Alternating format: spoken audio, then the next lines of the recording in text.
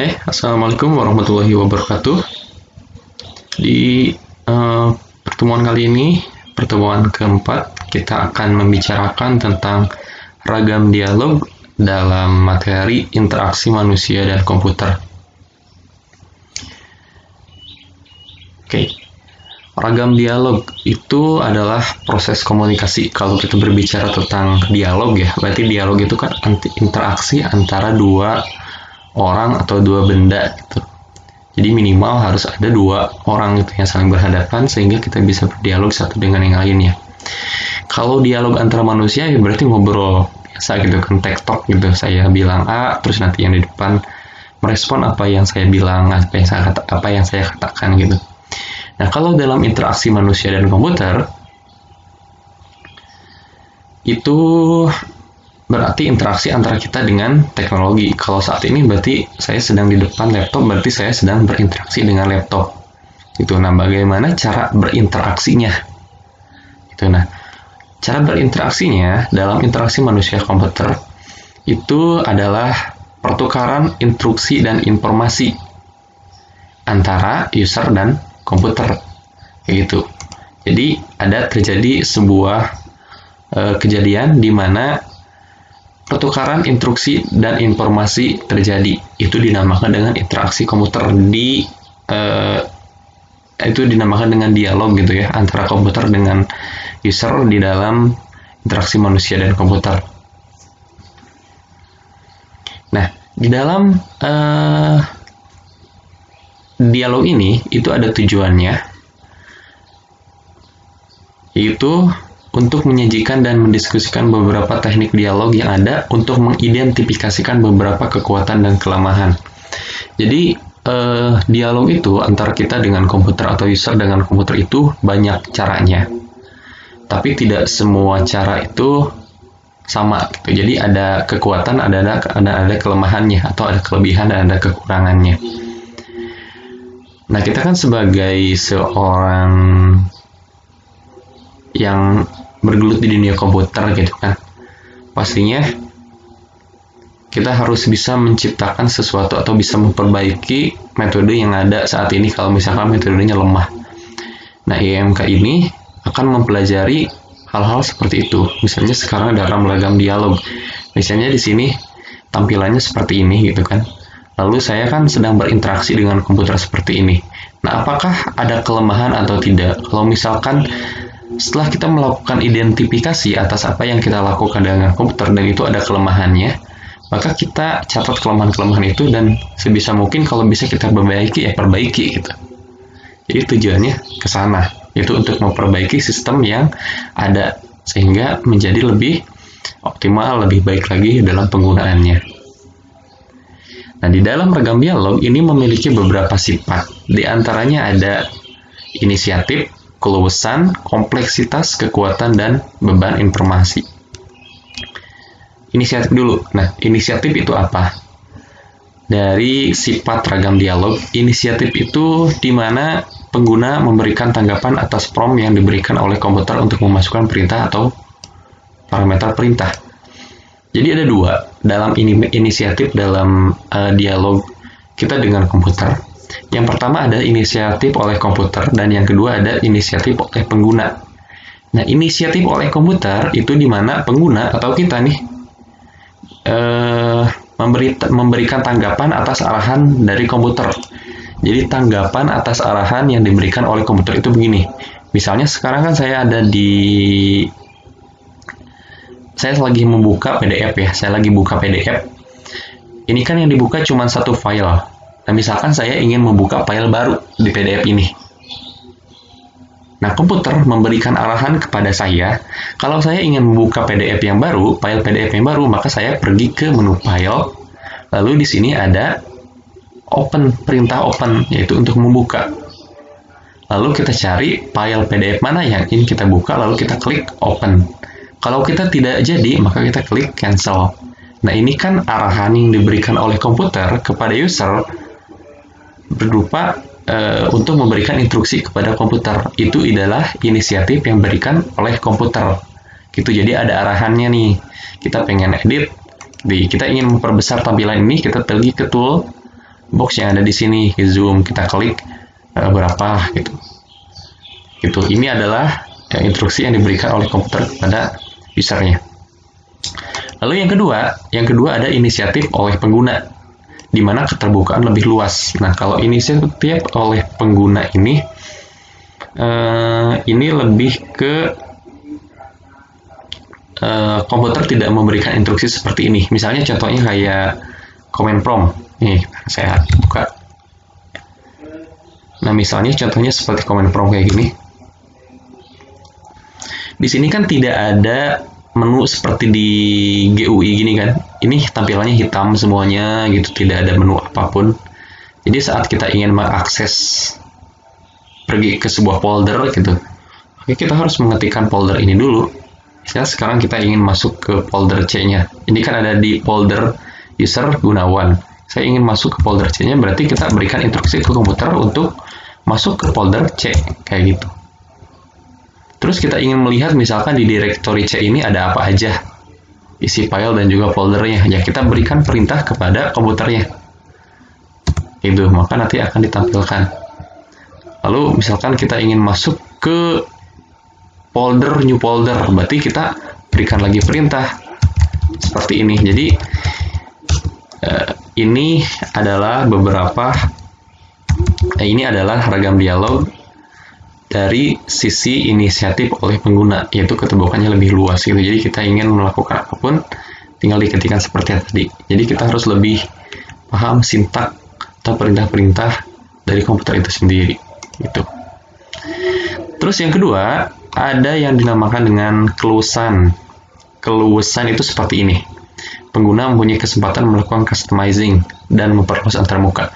Misalnya di sini kan saya sedang membaca slide ya. Saya sedang membaca slide. Terus menurut saya misalkan tadi seperti ini misalkan awalnya. Menurut saya ini terlalu kecil gitu tampilannya. Ini kan layar laptop seperti ini ya, panjangnya dari secara diagonal dari sini sampai ke ujung sini. Gitu kan? Terus menurut saya ini terlalu kecil tampilannya. Maka kita bisa memperbesar. Jadi 125. Oh, ternyata 125 kepotong sama ini nih.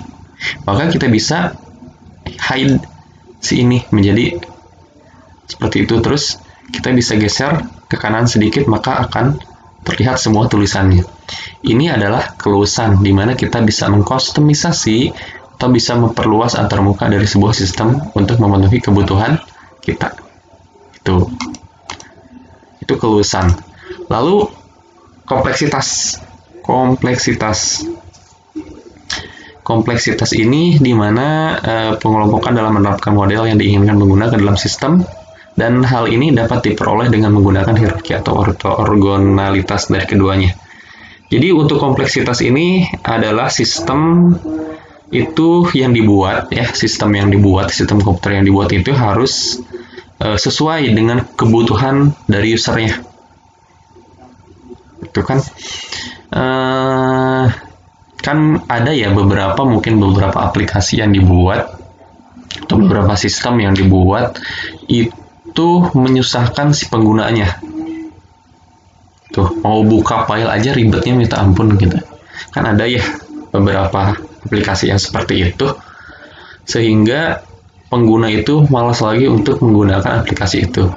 Gitu. Nah, kita harus memperhatikan juga kompleksitas dari dialognya, gitu, hingga tidak mempersulit si user dengan komputer untuk berinteraksi. Lalu kekuatan.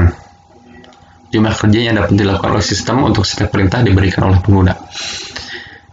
Kan ada orang yang saat membuka komputer itu bisa membuka beberapa aplikasi dalam satu waktu.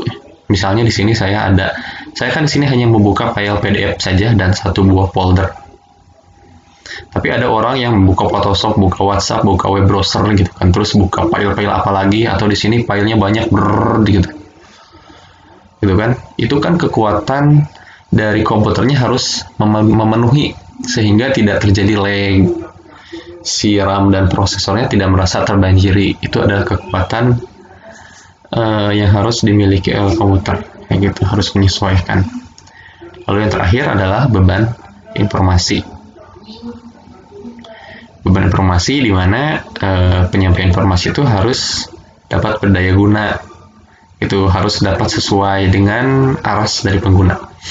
Itu kan kita kan manusia, informasi yang diberikan harus kita pahami juga, pakai bahasanya yang bahasa kita mengerti. Kenapa selalu ada mode pilihan bahasa gitu dalam beberapa aplikasi, karena itu harus informasinya harus bisa tersampaikan. Kalau misalkan kita bikin program untuk orang Indonesia tapi menggunakan bahasa orang Latin, mana bisa dipahami kan, kayak gitu.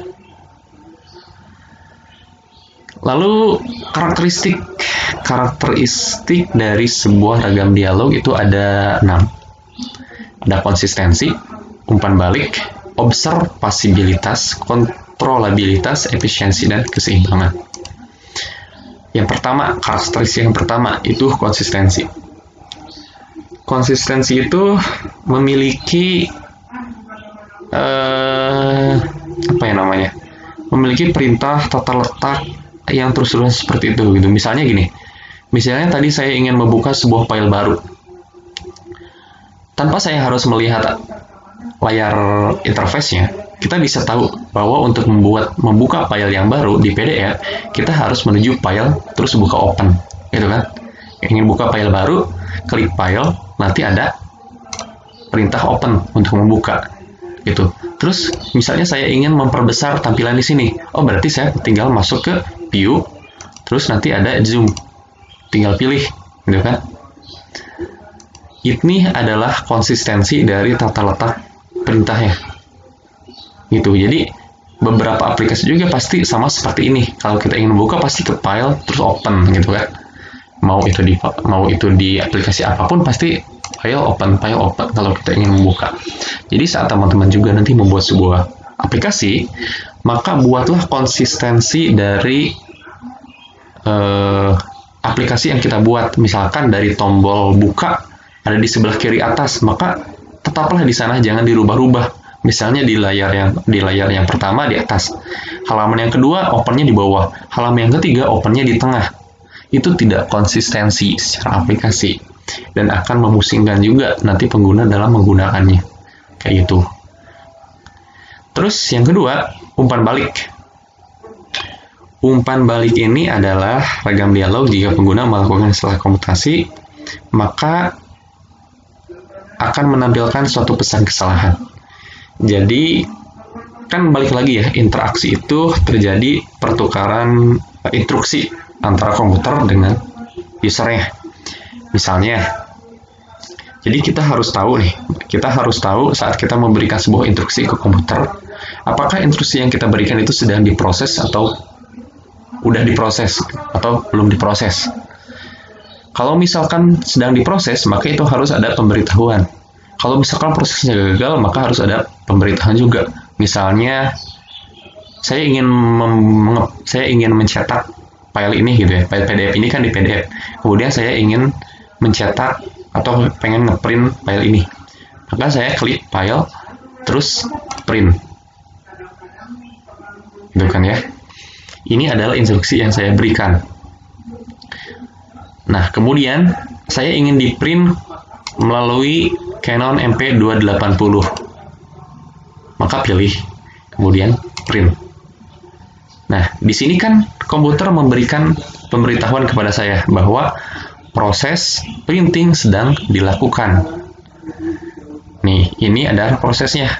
Berapa persen yang sedang dijalankan. Gitu, ini adalah umpan baliknya yang diberikan oleh komputer atas instruksi yang kita berikan, yaitu untuk print dokumen ini. Kayak gitu. Nah, jika terjadi kesalahan setelah melakukan proses, maka harus ada tampilan juga seperti ini. Ini adalah pesan kesalahan yang diberikan oleh komputer kepada kita, di mana dikatakan bahwa printernya sedang offline. Maka kita disuruh untuk cek kabel apakah terhubung atau si printernya dalam kondisi off. Gitu. Ini adalah umpan balik yang diberikan oleh komputer kepada usernya.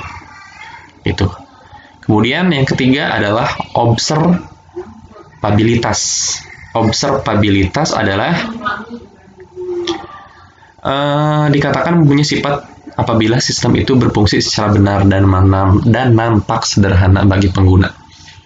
Begini, observabilitas itu misalnya kita ingin memperbesar layar ini, kita klik zoom in, perkecil kita klik zoom out. Atau misalkan kita ingin pergi ke halaman tertentu, misalkan ke page 1, halaman 1, kita tulis 1, enter, maka akan otomatis langsung ke halaman ke 1. Terus kita balik lagi, pengen ke halaman 9, kita klik lagi 9, kemudian kita enter, maka akan lanjut ke halaman 9. Itu kan terlihat sederhana bagi kita user, namun tidak mungkin bagi komputer, karena pasti ada beberapa sintak yang dia jalankan, sehingga kalau kita lihat sendiri sintaknya mungkin akan terlihat lebih rumit. Kayak gitu. Benar kan? Jadi bagi user itu nampak sederhana dalam penggunaannya, tapi mungkin bagi komputer itu akan terlihat rumit. Misalnya kalau kita kan bikin program ya, kita ingin pindah dari satu halaman ke halaman yang lain, atau misalkan kita diklik di sini, kan kalau kita bikin program, jika saya mengetikkan 1, maka pergi ke halaman 1. Kalau programnya kan dibuat seperti itu ya. If saya ketik 9, then gitu kan, maka pergi ke halaman 9. Itu kalau sintak program kan seperti itu, tidak langsung pindah sedemikian rupa, tapi ada proses yang dijalankan. Nah, itu dinamakan dengan observabilitas. Lalu kontrolabilitas. Kontrolabilitas ini adalah di mana sistem harus berada di bawah kontrol kita. Nah, gitu. Jadi semua yang ada di komputer ini adalah ada di bawah kontrol kita, gitu kan. Apa yang ingin kita lakukan, ya tinggal kita lakukan. Jadi komputer tidak bisa membuat keputusannya sendiri. Ini harus di bawah kontrol kita semua. Kayak gitu. Lalu efisiensi. Efisiensi kalau dalam interaksi manusia dalam komputer mungkin bisa saya rumuskan ya, bisa saya sederhanakan, itu lebih ke timing, lebih ke waktu eksekusi. Maksudnya saat begini, waktu eksekusi kan saat kita membuka file harus otomatis terbuka si menu-menu yang lainnya. Saat kita membuka program baru, maka harus otomatis terbuka. Kalau misalkan program yang kita buat berat gitu, sehingga saat kita memberikan instruksi, waktu yang dibutuhkan lama untuk mengeksekusi tersebut. Misalnya saya pengen zoom out, buat nge-zoom out aja lama gitu, itu kan kurang efisien ya. Nah, maka lebih ke waktu. Kayak gitu. Terus keseimbangan. Keseimbangan itu adalah begini. Manusia dan komputer itu kan dua hal yang berbeda ya. Manusia makhluk hidup, komputer makhluk mati, benda mati. Dimana mungkin kalau kita bisa mengerjakan beberapa pekerjaan yang tidak pasti, atau misalkan datanya tidak lengkap, sedangkan kita kesulitan saat mengerjakan pekerjaan yang terus-terusan diulangi dan secara rutin. Sedangkan komputer bisa mengerjakan pekerjaan yang terus-terusan diulangi secara rutin. Tapi komputer akan kesulitan saat harus mengerjakan pekerjaan yang tidak pasti. Gitu. Atau misalkan kita punya banyak data nih, ribuan datanya. Kalau kita disuruh untuk mencari satu data dalam data yang ribuan, itu kan sulit ya. Nah, sedangkan tidak dengan komputer. Misalnya, komputer akan lebih cepat. Misalkan di sini saya tinggal Ctrl F, kemudian cari. Saya pengen cari kata seimbang. Next. Maka nanti akan langsung dibawa ke kata yang kita cari. Bisa secepat itu. Gitu. Jadi itu adalah keseimbangan antara manusia dengan komputer. Karakteristik dari rekam dialog harus ada seperti itu.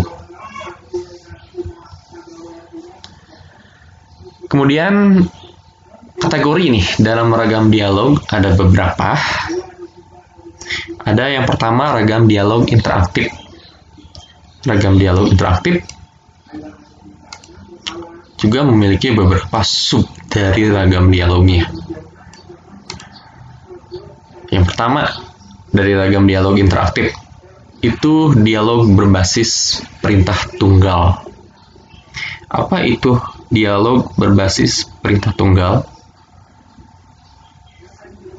Itu adalah perintah-perintah tunggal yang dioperasikan tergantung dengan sistem komputer yang dipakai. Dialog berbasis perintah tunggal dapat dikatakan merupakan ragam yang paling konvensional. Bahasa perintah harus dirancang sedemikian rupa sehingga mereka mempunyai sifat alamiah, yakni mudah dipelajari dan diingat oleh kebanyakan pengguna. Meskipun bersifat buatan, bahasa buatan ini tetap mempunyai struktur leksial, sintaksis, dan semantik tertentu. Contohnya DOS atau Unix, kayak CMD tadi kan ya, itu perintahnya tunggal. Gitu. Jadi perintah-perintah tunggal itu dapat kita operasikan tergantung dari sistem komputer yang dipakai gitu. Jadi beberapa sistem komputer kan ada perbedaan perintah gitu kan ya. Ya contohnya kayak yang tadi gitu kan, kita pengen masuk ke directory tertentu pakai CD, kita pengen lihat daftar file yang ada dalam satu directory atau folder pakai dir, kita ingin menghapus pakai delete. Kalau dalam Linux kan beda-beda, ada ISP, password gitu. Itu adalah dialog berbasis perintah tunggal atau command line dialog. Kemudian yang kedua, ada dialog berbasis bahasa pemrograman. Dialog berbasis bahasa pemrograman itu adalah yang dikemas sejumlah perintah ke dalam suatu bentuk berkas file atau batch. Dalam keadaan tertentu, pengguna dialog berbasis perintah tunggal sering tidak memadai, khususnya ketika pengguna harus memberikan sederetan perintah yang sama setiap kali dalam menjalankan program.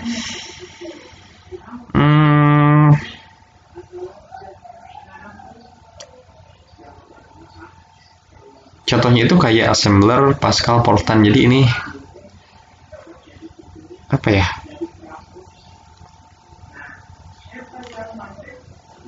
Dialog yang dikemas sejumlah perintah ke dalam suatu bentuk file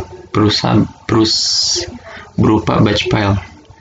Dialog ini memungkinkan pengguna untuk mengemas sejumlah perintah ke dalam suatu berkas yang disebut batch file.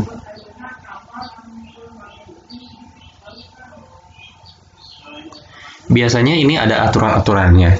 Misalkan teman-teman kan membuka Pascal atau bahasa C. Bahasa C kita kan ingin memberikan sebuah perintah terhadap komputer. Itu ada aturan penulisan sintaks gitu kan. Nah, ini ada dalam dialog bahasa pemrograman, berbasis pemrograman. Jadi ada aturan-aturan yang harus kita kerjakan untuk melakukan sebuah perintah. Ada sintak-sintak yang harus kita hafal, yang harus sesuai supaya perintah itu dapat dijalankan.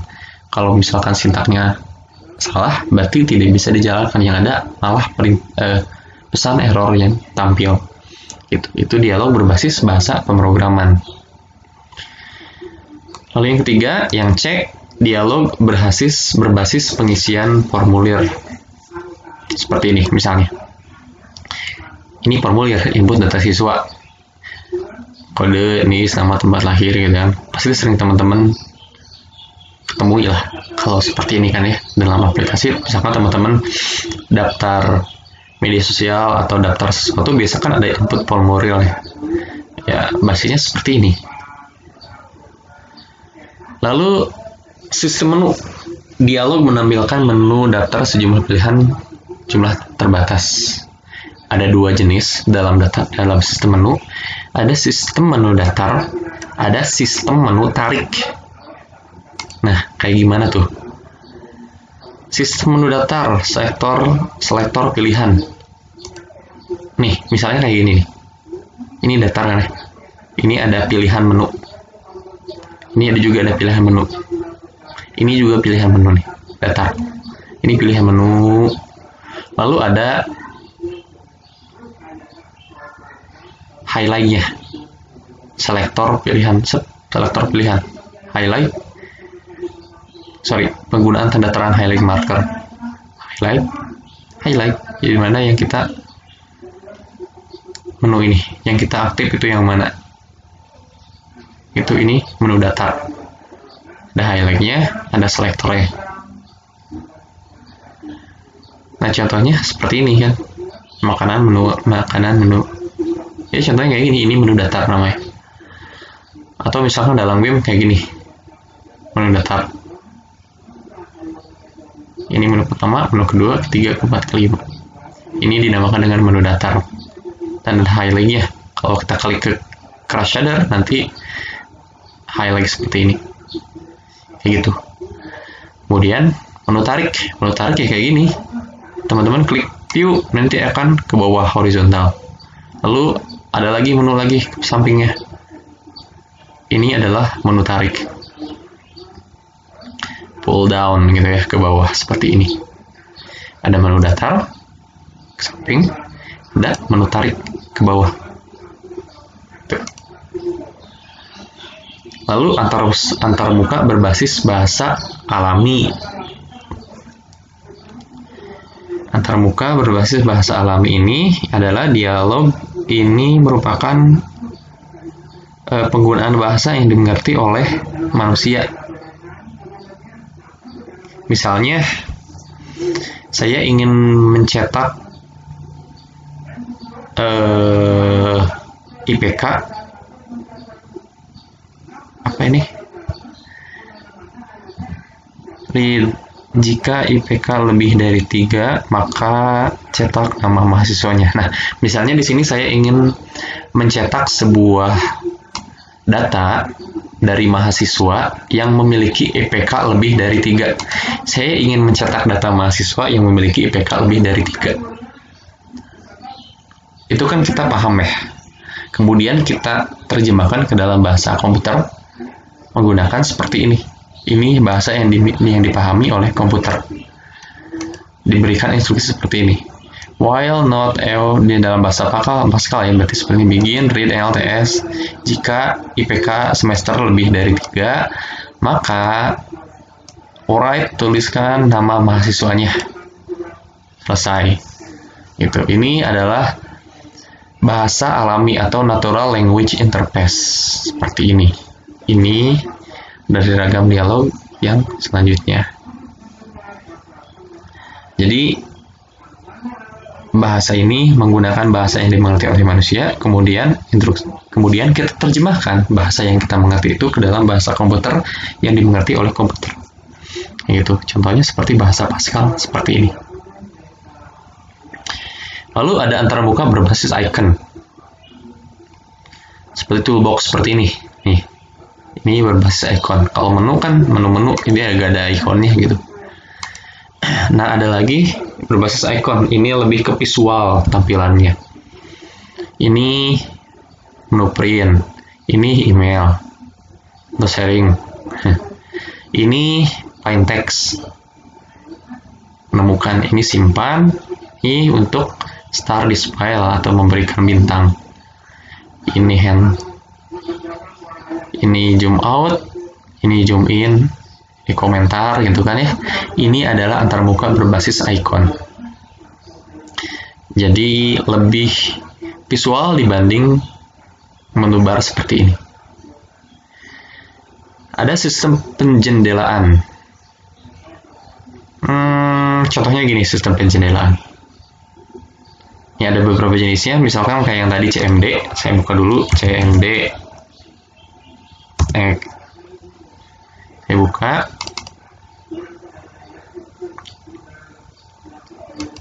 Nah, ini jendela dari command prompt. Ini adalah jendela TTY. Jenis jendela yang paling sederhana, secara sekilas jendela mirip dengan tampilan apa adanya. Apa adanya? Itu nggak ada menu apapun, cuman jendela doang kayak gini. Ini termasuk kategori TTY. Terus time multiplex windows. Dalam satu ini ada beberapa file, misalnya saya buka Photoshop nih. Biasanya saya mau buka Photoshop ya.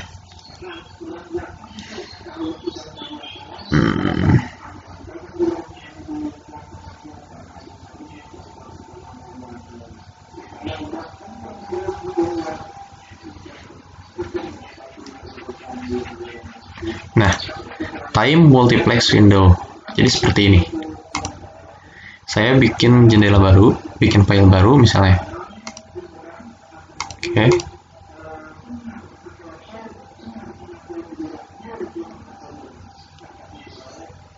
Saya bikin file baru lagi. Nah, dalam satu aplikasi ini akan bisa beberapa jendela seperti ini kan. Bisa kita zoom. Jadi ada beberapa jendela kayak gini, bisa jadi multiple jendelanya. Gitu. Atau misalkan dalam akses bisa beberapa jendela seperti ini. Ini adalah time multiplex windows namanya. Kemudian ada space multiplex window. Dalam space multiplex window, lebar layar dibagi menjadi beberapa jendela dengan ukuran yang bervariasi dan jenis jendelanya dapat ditentukan berdasarkan ketergantungan satu bintang representasi. Misalnya teman-teman masuk, paling mudah mungkin teman-teman pernah masuk ke firmware BIOS, sistem BIOS-nya. Di sistem operasi kan ada sistem BIOS tuh. Kalau teman-teman pas booting tekan F2 atau delete gitu, nanti kita bisa masuk ke sistem BIOS. Itu ada space multiplex window. Jadi sederhana seperti ini, tapi ada beberapa menu lagi. Gitu. Itu adalah space multiplex window contohnya. Gitu. Lalu ada non-homogen. Jendela non-homogen adalah jenis jendela yang tidak dapat dikelompokkan pada jenis jendela di atas. Dua dari beberapa jenis jendela homogen adalah icon dan zooming windows. Pengguna dapat melihat bagian tertentu dari objek yang diimage secara non-homogen, tidak sama. Oh, seperti ini mungkin. View, zoom, page display. Gimana ya maksudnya non-homogen?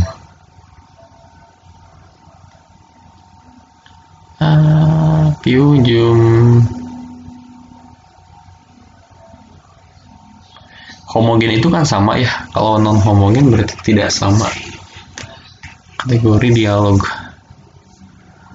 Mungkin dalam view seperti ini. Entahlah. Pokoknya ada ragam dialog dengan nama non-homogen. Nanti kalau teman-teman lebih tahu, kasih tahu saya apa itu maksud dari non-homogen ya. Lalu ada lagi manipulasi langsung. Penyajian langsung aktivitas kepada pengguna user sehingga aktivitas dapat dikerjakan oleh komputer ketika pengguna memberikan instruksi langsung pada layar komputer.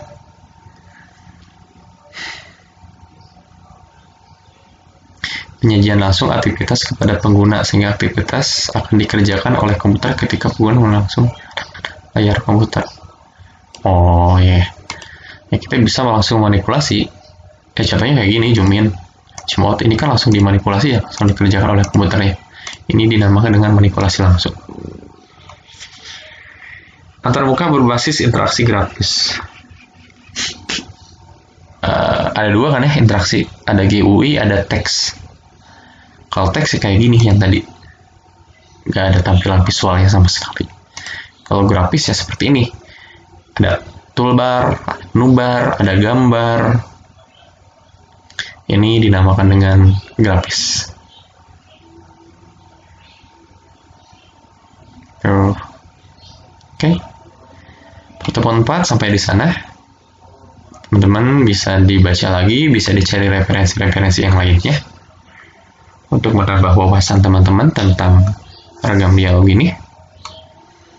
Kalau ada yang ditanyakan, silahkan ditanyakan di grup WhatsApp atau bisa teman-teman langsung tanyakan di Google Classroom ya.